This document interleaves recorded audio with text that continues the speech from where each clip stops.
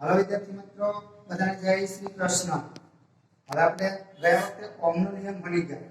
અમુક નિશ્ચિત ભૌતિક પરિસ્થિતિમાં રાખેલા વાહકમાંથી વિદ્યુત પ્રવાહ વહેતો હોય ત્યારે તે વાહકના બે છેડા વચ્ચેનો વિદ્યુત સ્થિતિમાનનો તફાવત V અને તેમાંથી વહેતા વિદ્યુત પ્રવાહ I નો ગુણોત્તર અચળ હોય અથવા વિદ્યુત સ્થિતિમાનનો તફાવત વિદ્યુત પ્રવાહના સમપ્રમાણમાં હોય, જેને ઓહમનો નિયમ કહેવાય। બરાબર, તે આપણે ભણી ગયા। હવે એના પરથી આપણે વાહકનો અવરોધની વાત કરીએ તો વાહકનો અવરોધ તેના પરિમાણ પર કેવી રીતે આધાર રાખે છે એને આપણે સમજીએ। તો સૌથી પહેલા વાહકનો અવરોધ કોને કહેવાય? તો કોઈ પણ વાહક એટલે કે દરેક વાહક તેમાંથી જ્યારે વિદ્યુત પ્રવાહ પસાર થતો હોય ત્યારે વિદ્યુતભાર જ્યારે ગતિ કરતા હોય ત્યારે એ ગતિને અવરોધવાનો ગુણધર્મ ધરાવતા હોય છે, જેને વાહકનો અવરોધ કહેવાય। બરાબર, હવે વાહકનો અવરોધ એના પરિમાણ પર કેવી રીતે આધાર રાખે છે એ સમજવા માટે આપણે આવો એક L લંબાઈનો અને A જેટલું સમાન આડછેદનું ક્ષેત્રફળ ધરાવતો હોય એવો એક આપણે વાહક ધ્યાનમાં લઈશું। બરાબર, આ વાહકમાંથી વહેતો વિદ્યુત પ્રવાહ ધારો કે I છે અને આ વાહકના બે છેડા વચ્ચેનો વિદ્યુત સ્થિતિમાનનો તફાવત V છે। તો ઓહમના નિયમ પ્રમાણે વાહકનો અવરોધ R એ વાહકના બે છેડા વચ્ચેનો વિદ્યુત સ્થિતિમાનનો તફાવત V અને તેમાંથી વહેતા પ્રવાહ I ના ગુણોત્તર પ્રમાણે આપણને મળે। તો જો આપણે પેલા જોઈએ તો જો વાહકનો અવરોધ એટલે શું કે વાહકના પરિમાણો પર કેવી રીતે આધાર રાખે છે સમજાવો। તો પહેલા આપણે વ્યાખ્યા, વાહકમાં વિદ્યુતભારની ગતિને અવરોધવાનો ગુણધર્મ રહેલો હોય છે તેને વાહકનો અવરોધ કહે છે। આવો ગુણધર્મ દરેક વાહક, કોઈ પણ આપણે વાહક લઈએ તો દરેક વાહકની અંદર આવો ગુણધર્મ હોય તેને આપણે અવરોધ કહીશું। વાહકનો અવરોધ તેના પરિમાણો પર કેવી રીતે આધાર રાખે છે તે સમજવા માટે L લંબાઈ અને A જેટલું સમાન આડછેદનું ક્ષેત્રફળ ધરાવતા વાહકને આપણે ધ્યાનમાં લઈએ, જે આકૃતિ 1 માં દર્શાવેલ છે। આકૃતિ 1 આ વાહકમાંથી વહેતો વિદ્યુત પ્રવાહ I છે, આ વાહકના બે છેડા વચ્ચેનો વિદ્યુત સ્થિતિમાનનો તફાવત V છે। બરાબર, જરા લખીએ આ વાહકમાંથી વહેતો પ્રવાહ I અને તેના બે છેડા વચ્ચેનો વિદ્યુત સ્થિતિમાનનો તફાવત V હોય તો ઓહમના નિયમ પ્રમાણે R બરાબર V upon I થાય, પરિણામ નંબર 1 અથવા સમીકરણ નંબર 1। બરાબર, હવે આ વાહકનો અવરોધ તેના પરિમાણ પર કેવી રીતે આધાર રાખે છે તે સમજવા માટે હવે આપણે આકૃતિ 2 માં દર્શાવ્યા પ્રમાણે આ એક વાહક છે જેમાંથી વહેતો વિદ્યુત પ્રવાહ I તેના બે છેડા વચ્ચેનો વિદ્યુત સ્થિતિમાનનો તફાવત V તેનો અવરોધ R છે એવો આપણે જોઈ ગયા। બરાબર, હવે આના જેવો જ બીજો આટલી જ લંબાઈનો, બરાબર, આટલું જ આડછેદનું ક્ષેત્રફળ હોય એવો બીજો એક વાહક એની સાથે જોડી દેવામાં આવે એટલે કે વાહકની લંબાઈ આપણે બમણી થઈ જશે। પછી આપણે બીજો વાહક જોડીશું એટલે આપણે સંયોજન કહેવાય। શું કહેવાય? સંયોજન। તો જો એ આપણે બતાવ્યું છે। હવે આકૃતિ 2 માં દર્શાવ્યા પ્રમાણે બે સમાન વાહકોને બરાબર સંયોજનમાં જોડતા, બે સમાન વાહકોને સંયોજનમાં જોડતા સંયોજનની કુલ લંબાઈ 2L થશે। તો જો આ એક વાહક હતો એને જેવો જ બીજો વાહક આપણે જોડી દીધો, હવે આ સંયોજન થઈ ગયું, આ સંયોજનની કુલ લંબાઈ કેટલી છે? 2L। બરાબર, 2L થશે। હવે જો પહેલા વાહકમાંથી વહેતો પ્રવાહ I, બીજા વાહકમાંથી વહેતો પ્રવાહ પણ I હતો, પણ આ બંને શ્રેણીમાં જોડાયેલા કહેવાય એટલે સંયોજનમાંથી વહેતો વિદ્યુત પ્રવાહ છે એ દરેક વાહકમાંથી વહેતા વિદ્યુત પ્રવાહ I જેટલો સમાન જ રહેશે। એટલે પહેલા વાહકમાંથી વહેતો પ્રવાહ I, બીજા વાહકમાંથી I અને આ સંયોજન છે એમાંથી પણ વહેતો વિદ્યુત પ્રવાહ I, પણ આ એક વાહકના બે છેડા વચ્ચેનો વિદ્યુત સ્થિતિમાનનો તફાવત V હતો, બીજા વાહકના બે છેડા વચ્ચેનો વિદ્યુત સ્થિતિમાનનો તફાવત V હતો, એટલે નવો વિદ્યુત સ્થિતિમાનનો તફાવત એટલે કે સંયોજનનું સ્થિતિમાન છે એ V વત્તા V એટલે 2V જેટલું થાય।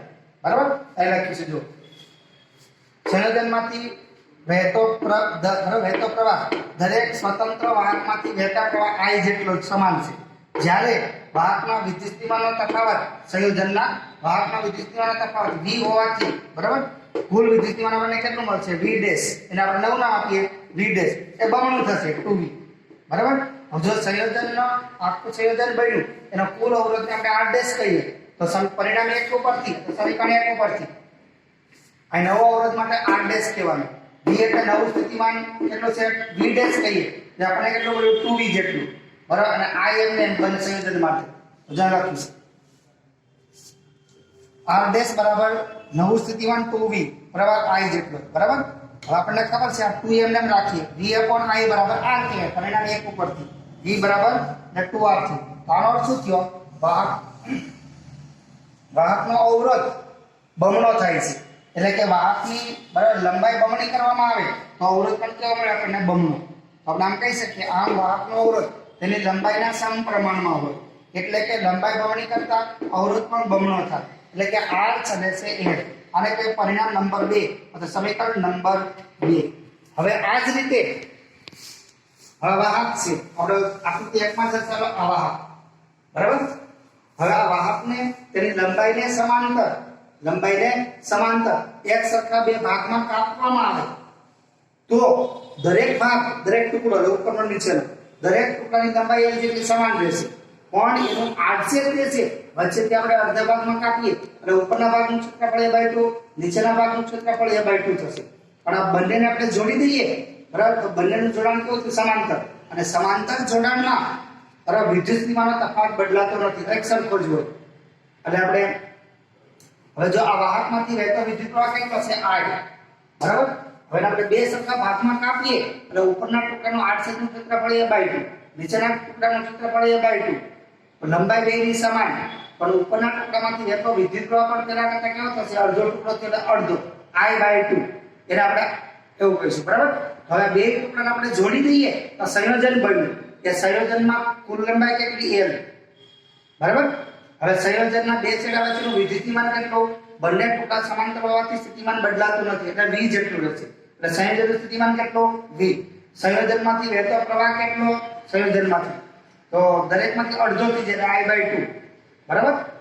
તો આ હકીકતનો આપણે ઉપયોગ કરી અને આપણે પરિણામ 1 માં આપણે એમ લઈએ તો જો આકૃતિ 3 માં દર્શાવ્યા પ્રમાણે આપેલા વાહકને તેની લંબાઈને સમાંતર બે ભાગમાં કાપવામાં આવે અને કાપવામાં આવે તો બંને ભાગની એટલે કે બંને વાહકની લંબાઈ કેટલી રહેશે L જેટલી સમાન.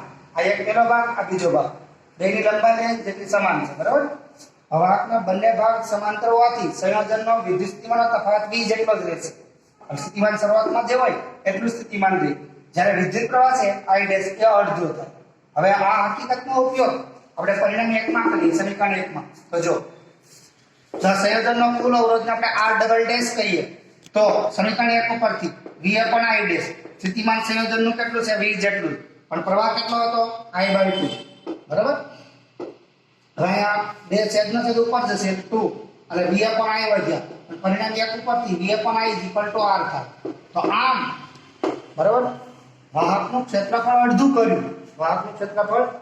કર્યું તો અવરોધ કેટલો મળ્યો બમણો ઉલટું થયું.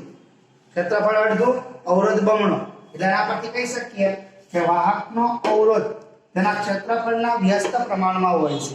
આમ આપણે કહી શકીએ R છેદે છે 1/a બરાબર. જો સમપ્રમાણ હોય સમપ્રમાણતા તો એક વધવાથી બીજું વધે. વ્યસ્ત પ્રમાણ હોય તો એક ઘટે તો બીજું વધે અથવા એક વધે તો બીજું ઘટે. અને જો સમપ્રમાણ હતું તો લંબાઈ બમણી થઈ અવરોધ બમણો થઈ ગયો. વ્યસ્ત પ્રમાણ હતું આડછેદ અડધું થયું અવરોધ બમણો થયો એટલે આડછેદ ઘટ્યું તો અવરોધ વધ્યો એટલા જ પ્રમાણમાં એટલે વ્યસ્ત પ્રમાણમાં કહેવાય.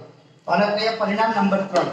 હવે પરિણામ 2 અને 3 ને એક સાથે લખીએ તો વાહકના અવરોધને આપણે આ પ્રમાણે લખી શકાય એટલે કે પરિણામ 2 અને પરિણામ 3 બરાબર બે નું સંયોજન કરીએ તો R ચલે છે ઉપર L અને નીચે A એટલે કે L/A કહેવાય. આ સપ્રમાણતા નિશાની કાઢીએ તો અચળાંક આવે જે સપ્રમાણતા અચળાંક કહેવાય જેને ρ વડે દર્શાવવામાં આવે છે જેને આપેલા વાહકના દ્રવ્યની અવરોધકતા કહેવાય. લખી છે જો જ્યાં ρ સપ્રમાણતા અચળાંક છે તેને વાહકના દ્રવ્યની અવરોધકતા કહે છે. હવે વાહકનો અવરોધ જે આપણને મળ્યો R એ વાહકનો અવરોધ 3 બાબત ઉપર આધાર રાખે છે. નંબર 1 વાહકના દ્રવ્યની જાત ઉપર એટલે કે વાહકના પ્રકાર ઉપર. વાહકનો દ્રવ્ય બદલાય તાંબુ લોખંડ પિત્તળ બરાબર તો દ્રવ્ય બદલાય તો વાહકનો અવરોધ બદલાય. નંબર 2 વાહકના પરિમાણ ઉપર આધાર રાખે છે એટલે વાહકનું પરિમાણ એટલે લંબાઈને આડછેદ એમાં ફેરફાર થાય તો પણ અવરોધ બદલાય છે આપણે જોયું. અને નંબર 3 તાપમાન ઉપર આધાર રાખે છે. તાપમાન કોઈ એક જ વાહક હોય અને એનું તાપમાન જુદું જુદું હોય તો જુદા જુદા તાપમાને એક જ વાહકનો અવરોધ પણ આપણને જુદો જુદો મળતો હોય છે. તો 3 બાબત ઉપર અવરોધનો આધાર રહેલો છે આપણે યાદ રાખવાનું બરાબર. હવે ત્યાર પછીનો પ્રશ્ન જોઈએ. હવે જો વિદ્યાર્થીઓ આપણે શરૂઆતથી પ્રશ્નનો નંબર આપ્યા નથી એટલે તમે લખવાનો જ ત્યારે આગળથી પહેલેથી નંબર તમે આપતા જજો બરાબર. એ પ્રમાણે નંબર આપશો તો અહીંયા જે આપણે પ્રશ્ન ભણી ગયા એ પ્રશ્ન નંબર 7 આવશે. અને હવે જે પ્રશ્ન લઈશું એ પ્રશ્ન નંબર 8 આવશે. હવે પ્રશ્ન નંબર 8 માં જુઓ, વાહકનું વાહકત્વ, વાહકની અવરોધકતા અને વાહકનો બરાબર વાહકની અવરોધકતા અને વાહકની વાહકતા આ ત્રણ પદની સમજૂતી આપણે આપવાની છે. તો જોઈએ, જો સૌથી પહેલા વાહકત્વ, જેને અંગ્રેજીમાં કન્ડક્ટન્સ કહેવાય, જેને G વડે દર્શાવાય, જેને G વડે દર્શાવવામાં આવે છે. તો પહેલા આપણે જે વાહકત્વ, તો આપણે જાણીએ છીએ આપેલા તાપમાને વાહકનો અવરોધ, એનું સૂત્ર આપણે ભણી ગયા, R બરાબર ρ L/A. આ વાહકના અવરોધનું સૂત્ર છે, બરાબર. અને આપણે આમ પણ કહેવાય ρ L/A, આ વાહકનો અવરોધ. હવે બરાબર આ સૂત્ર આપણે ભણી ગયા. સોરી, એક મિનિટ. આપેલા તાપમાને વાહકનો અવરોધ R છે, ત્યાં આપણે તો ભણી ગયા. ચલો હવે જુઓ, આના પછી આપણે વાહકત્વ જોઈએ છે. તો વાહકત્વની વ્યાખ્યા, અવરોધના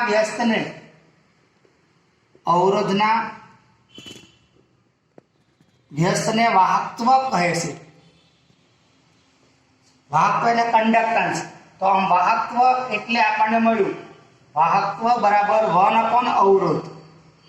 એને આપણે સંકેતમાં લખીએ તો વાહકત્વને આપણે કીધું G વડે દર્શાવાય, તો G. આ 1 અવરોધ એટલે R. તો આના પરથી વાહકત્વનો એકમ લખવો હોય તો G નો SI એકમ,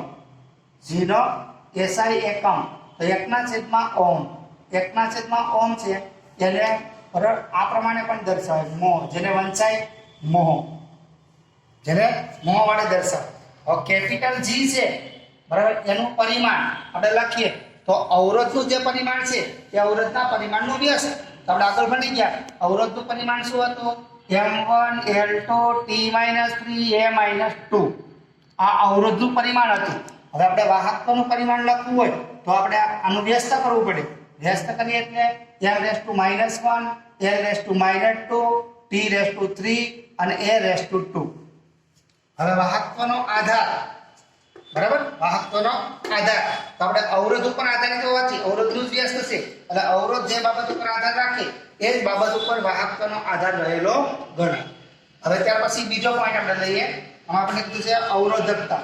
તો આપણે અવરોધનું સૂત્ર લખ્યું છે R બરાબર ρ L/A. તો આમાંથી આપણે ρ ને સૂત્રણ કરતા બનાવીએ તો ρ બરાબર આપણને મળશે R × A/L. આ આપણને અવરોધકતાનું સૂત્ર મળ્યું.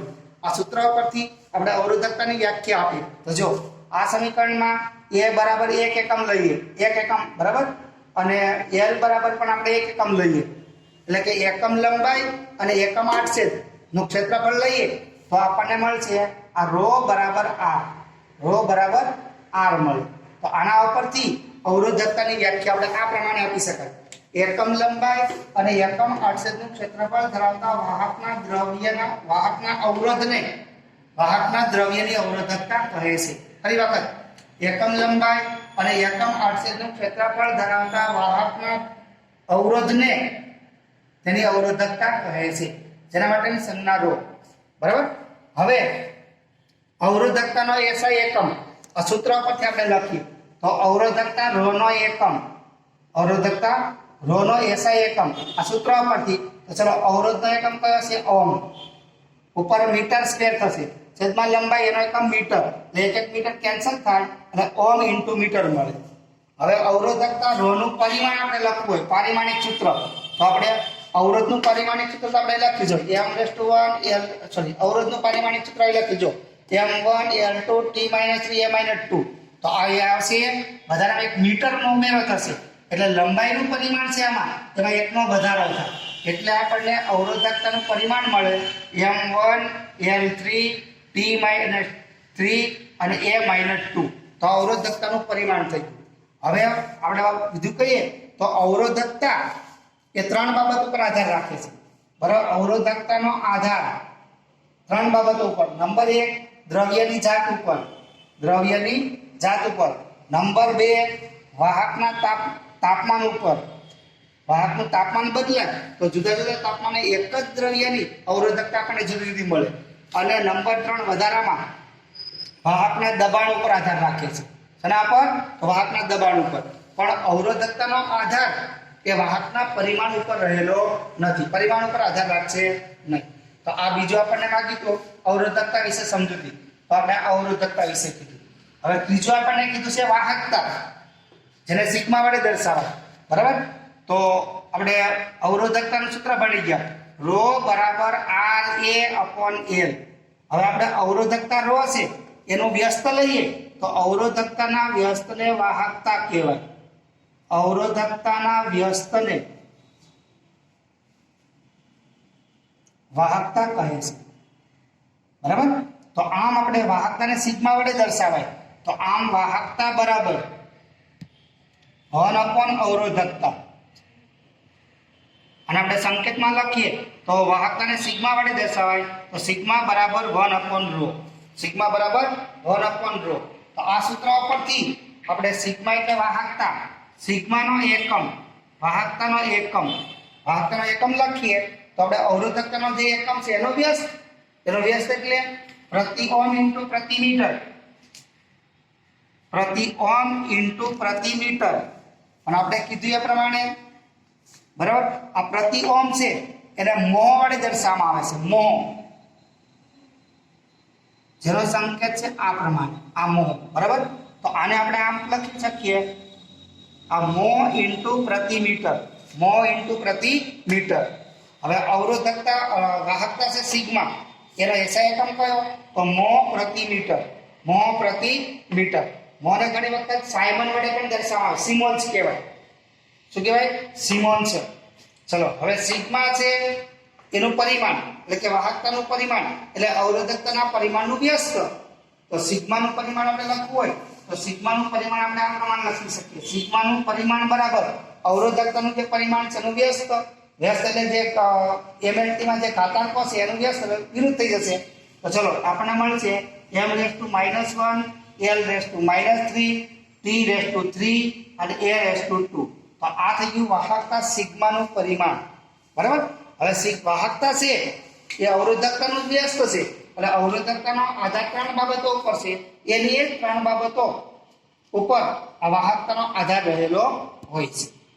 બરાબર, તો અહીં આપણે જે પ્રશ્ન હતો વાહકત્વ, અવરોધકતા અને વાહકતા વિશેની સામાન્ય સમજૂતી, તો એની સમજૂતી થઈ.